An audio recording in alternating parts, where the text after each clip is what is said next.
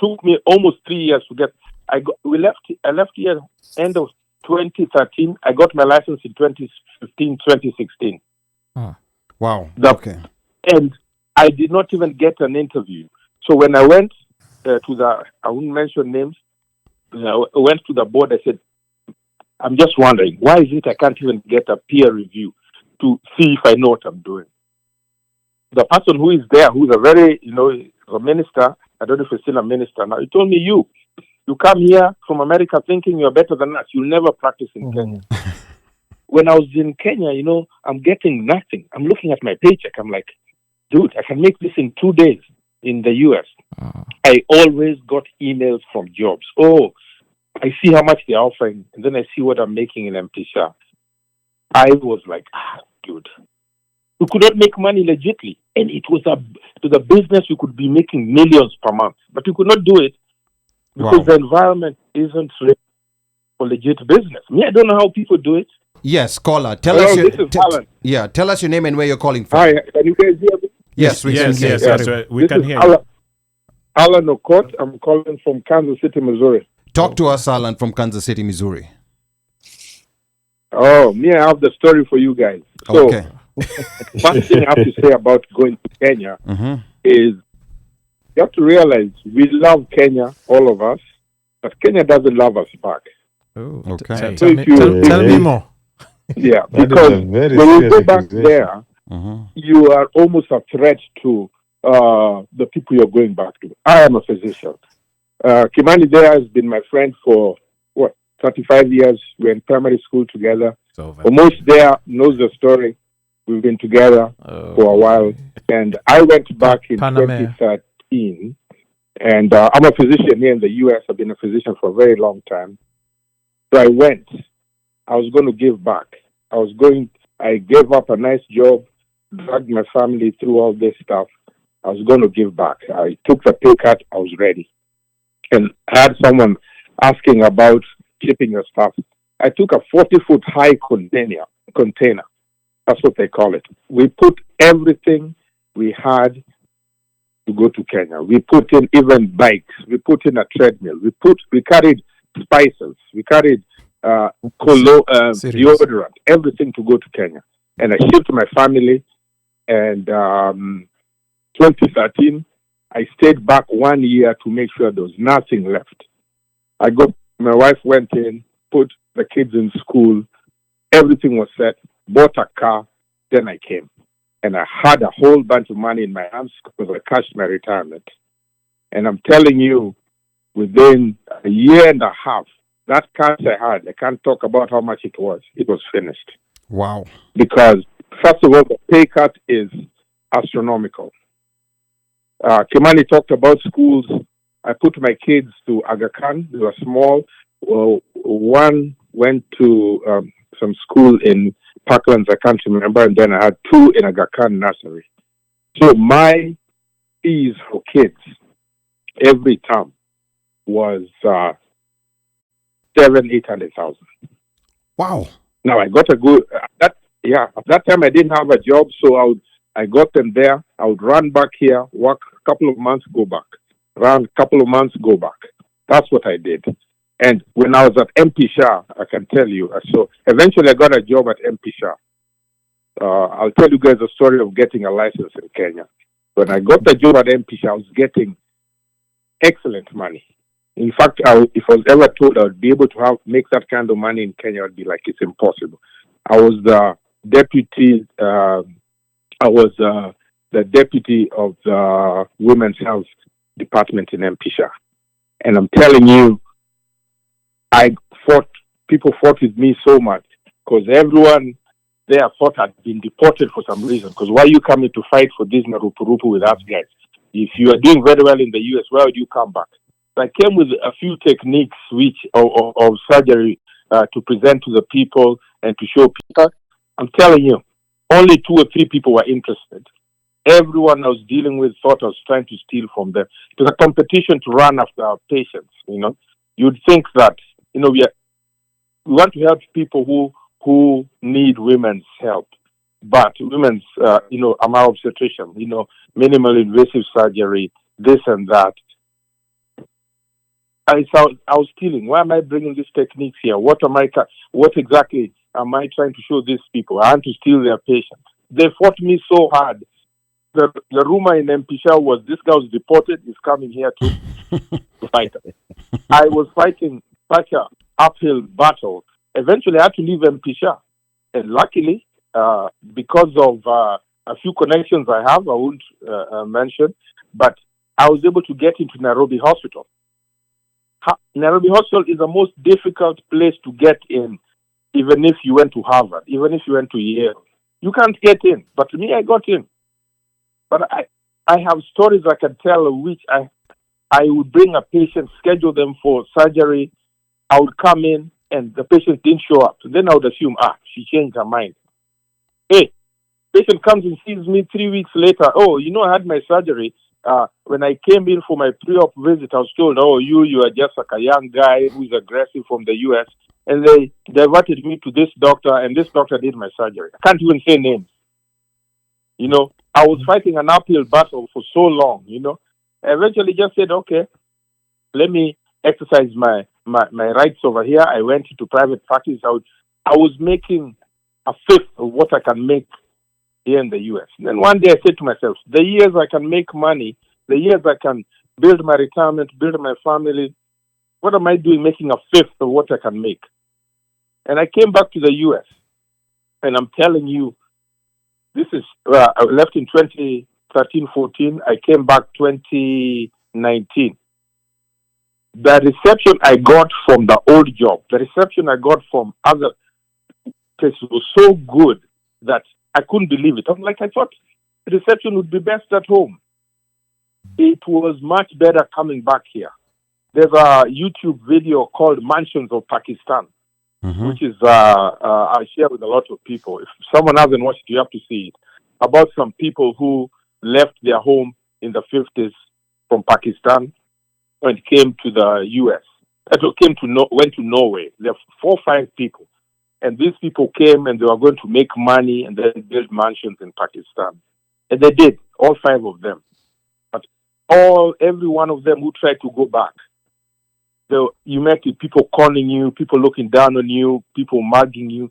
They all came back to Pakistan and they're all welcomed back in this foreign land. Because even the Bible says, if you want to be respected, if you want to do well, you have to go to the land of strangers. That's where you'll be accepted and loved. In your own home, the people, your own brothers, your own relatives, they fight you so hard. So my experience in Kenya is, it's like going to do an MBA. You go to do an MBA in Wharton. After 2 or 3 years, you finish your MBA, and you have this MBA. So you can stay in Wharton and work and take a huge pay cut, or you leave Wharton, go to another place, and do your business. So Kenya is like getting an MBA. Once you've gotten your MBA with the Returnee, then you come back. But make sure when you leave here, do not close your doors. I kept my house in Philadelphia. I kept my credit going. I kept some money here. So when my wife and 3 kids were coming back, when they landed here, it was plug and play. My wife was shocked. I took her from the airport, and I went and showed her that's the house you're going to buy. I just need you to say yes. But I had planned for that return for about 3 years. So that is my 2 cents. Okay. And also remember that the one thing I have to say, where I say we love Kenya, but Kenya doesn't love us. This is the last thing I'm going to say.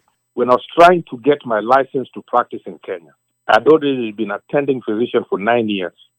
Here, I'm recognized what good. So I was working with Samaritan's Pass, which is an NGO that sends doctors from the U.S. over there. And in Samaritan's Pass, I went in as an American citizen. So I had expatriate status, So I met a lady over there, a pediatrician. She told me, I went to Kijambe, I worked there. It's very good. It should be very easy for you because it took me 3 months to get a license there. It was a lovely country, but so I was told American, it took 3 months, to get a license. I should get it in 3 weeks, in a week and a half. It took a year and a half to get that license. Wow. Yeah.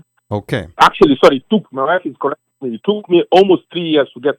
I left here end of 2013. I got my license in 2015, 2016. Wow. Okay.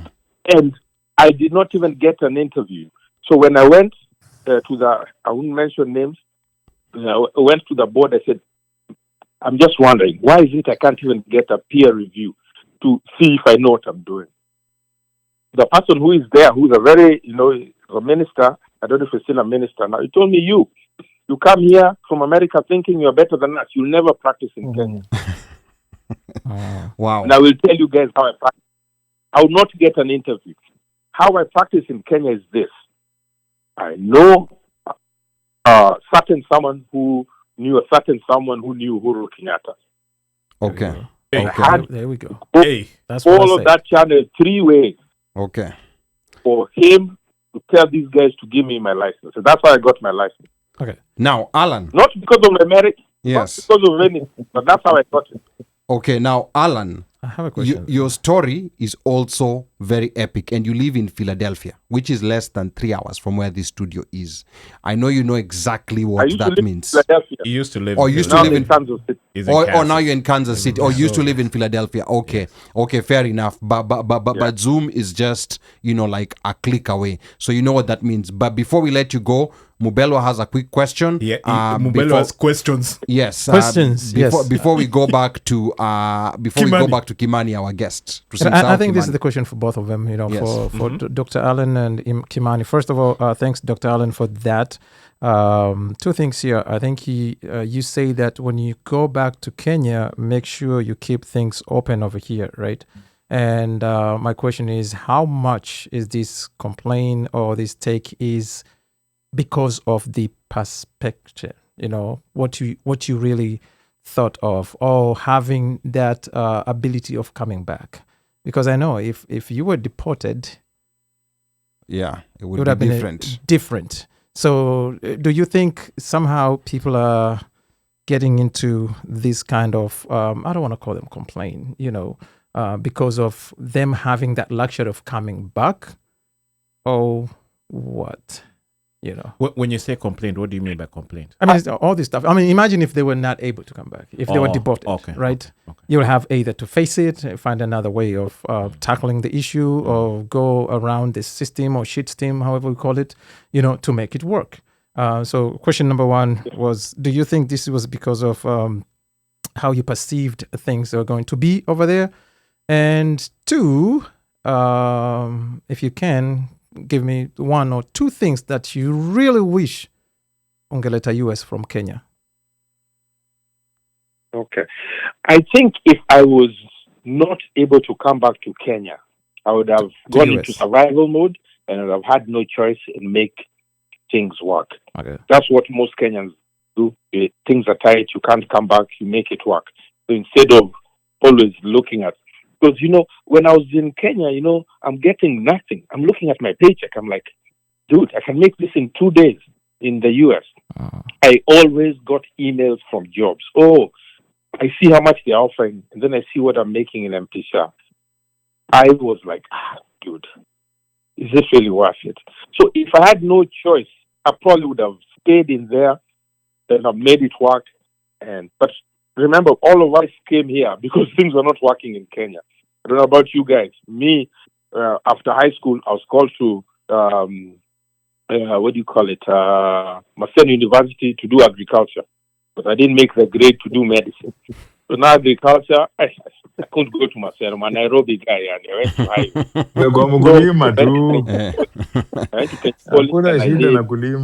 applied biology, and I was trying to find a way. So things did not work from jump for me. Yeah. When I came here, I was in Maryland, ended up doing my bachelor's there. I found my way to go. It was receptive, and things were falling nicely for me to go into med school. So I went to med school in Philly. That's how I ended up in Philly. But what we experiences here, our what we'd like to take back to Kenya. No, from Kenya to US. Doing business, all the stuff you wanted to take back to Kenya, it's not really receptive. It's because people are hungry. we are a culture of deals, and you can't do anything straight. My wife went into manufacturing, and she was making all these organic juices that she had learned. They're called cold press juices, where you press them, you still and you have good juices. To produce that thing, she was doing it in Kiambu. To get a license to produce cold press juice and sell it, you need an Nairobi license to sell it. You need a Kiambu license to manufacture it in Kiambu and ship it there. There's no way of making money. For me, I don't know how people legitimately make money in Kenya. Me, I would like to invest in something that legitimately makes money in Kenya, because I could not see it. Well, I'll even tell you guys this. We even had a friend of ours who had a car, not a mine. What are they called? A quarry in Thika. We invested into the quarry to make money. The numbers were right. We set everything right. I got some of the money I had from the US. I put it in that quarry business. Do you know why we could not make money? Because we could not protect the quarry at night. And everyone we hired to protect that was selling stones. So we cut the stones in the evening. We want to sell them. By the time you come back in the morning, they're stolen. And he says there are 3 askaris here. Who would come into the quarry in Thika at night and take these stones? Wow. And that was one problem. Second problem, you have an order for stones in Karen from Thika. Let me tell you, to get those stones from Thika to Karen, the amount of money used to bribe cops, this, that, by the time a stone which you would have sold maybe for 600 shillings, you have to sell it at 1,200 to make money because of all the bribing.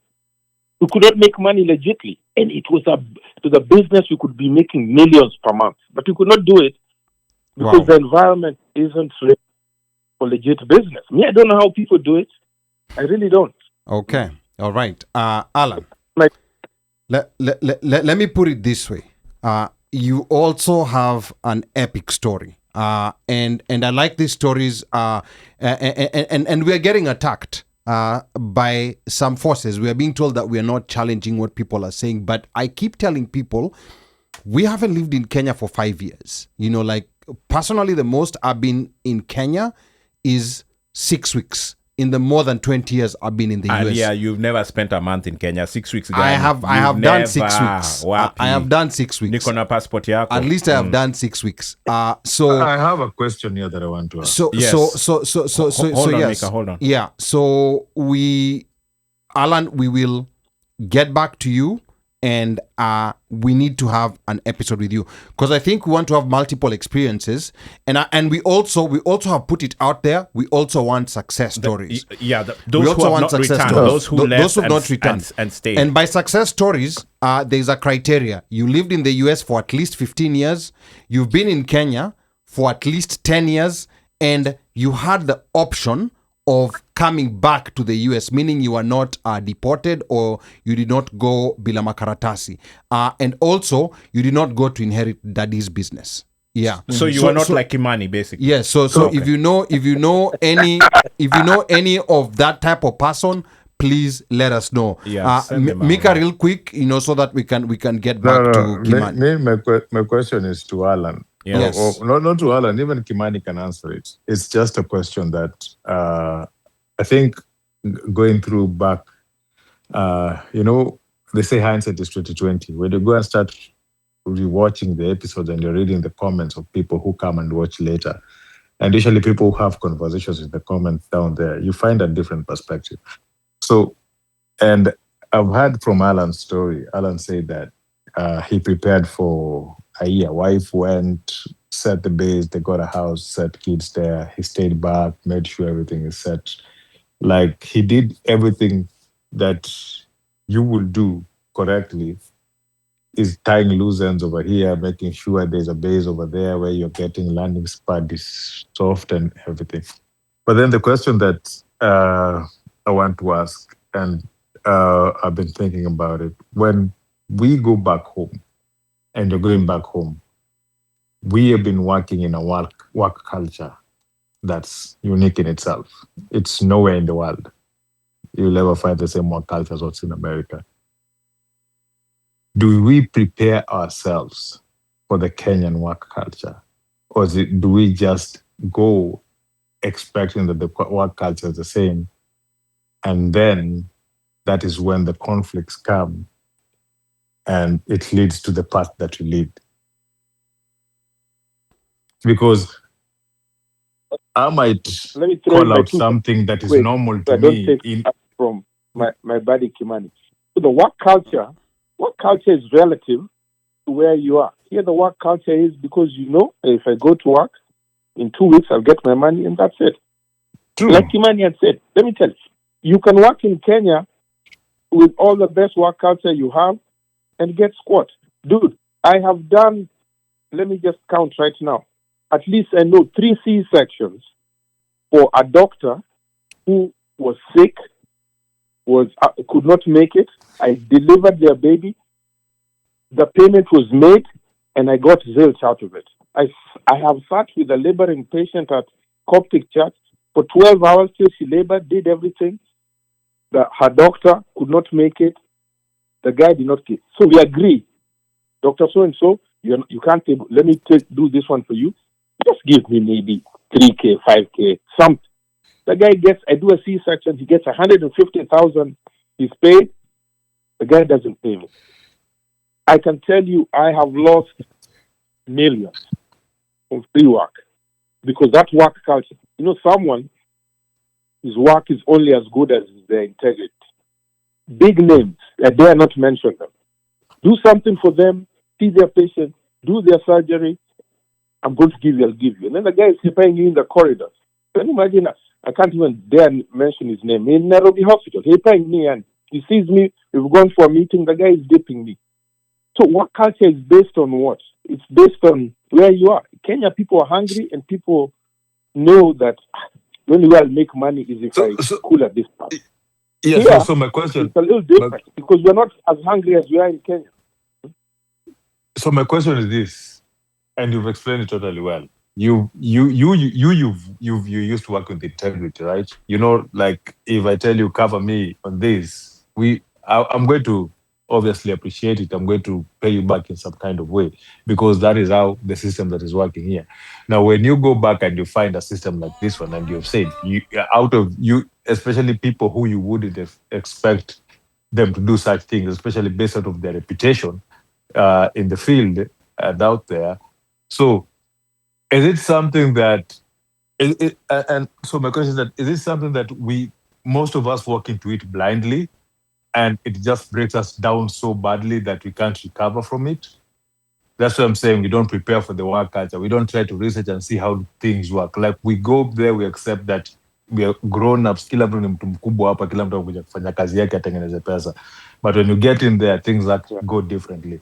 Is it can we attribute to that is one of the things that will break you to a point that you say, I'm done with this place? And is it something that most people will, especially those who look forward to working to Kenya, should take into consideration that where you're going, it's a jungle, it's not nowhere where you're coming from? Because we tell people to plan on where to live. We tell people to plan on where to live, where to stay. We tell people to plan on income, but we tell them about how they're going to operate in work. All right, Alan, 1 minute, and then we want to go back to Kimani now. Alan. Yes. Alan still there? Okay. Oh, yes, sorry. Yeah. So me, I think that yes. We don't live in Kenya, you don't know the culture in Kenya, and you don't know how things work in Kenya. So for you to say I'm going back to a system you don't know, you've not been hungry there, you've not been conned there, you've not been mugged there, it just doesn't make any sense. Me, I think the only way to survive in Kenya is if you do either what I did, you go with 1 foot there and 1 foot ready to come back, or you go there and you never want to come back. Say, I'm going to make it work at all costs. So you learn the schemes, you learn how to cooler people, and then you just fit into that system. Okay. Because, and the one thing where my good friend Kimani I don't agree with is going back to Kenya during your retirement. if I tell you guys the medical system in Kenya and what you expect, I mean, at the time when you are 65 and you have high blood pressure, cholesterol, diabetes, and even that's not the time you want to be in Kenya. You can't afford it. First of all, insurance won't take you. Second of all, I'm telling you, you can have just one blood pressure attack in Kenya. If you go to Mpisha, it's 1.2 million. Will changa for you for the first time. After that, you won't. And also remember, those of us who are in the U.S., if you have Social Security, medical assistance, anything that covers you for, diseases like cancer, something that is not curable, the minute you leave the U.S., if you've got more than 30 days, they stop payment. You can get your own Social Security, but you can't get medical assistance, Medicaid, and Social Security for terminal conditions. Okay. So it's at the time when you have a bad hip, is that the time you want to be running around in Nairobi Hospital? By the way, do you know how many ICU beds are truly in Kenya? You'd be surprised. They're less than 300. The others are step-down units. Okay. You're not going to be able to survive. You can't afford medical cover when you're in Kenya. No way. Alan, will... yes. I don't know how much money you need to have. Yes. Mm-hmm. So Alan... Alan, about what it is you're asking for in Kenya. So, I think the worst time to be in Kenya is during retirement. You are on fixed income, and you're likely to be going to the hospital a lot. They will mismanage your hypertension. They'll mismanage your diabetes unless you go to Aga Khan. Okay. I'll tell you right now. I have admissions in Nairobi Hospital today, and I still pay for those dues. But if you are sick and you're on Ngong Road, Peter Nairobi Hospital, go to Nairobi West, go to Guru Nanak, go to Mpisha, but do not go to Nairobi Hospital. Okay. I'm telling you. All right. If there's anyone who would listen, don't go to Nairobi Hospital. Go. Just go to Guru Nanak, come to Avenue. Okay. You'll be better off.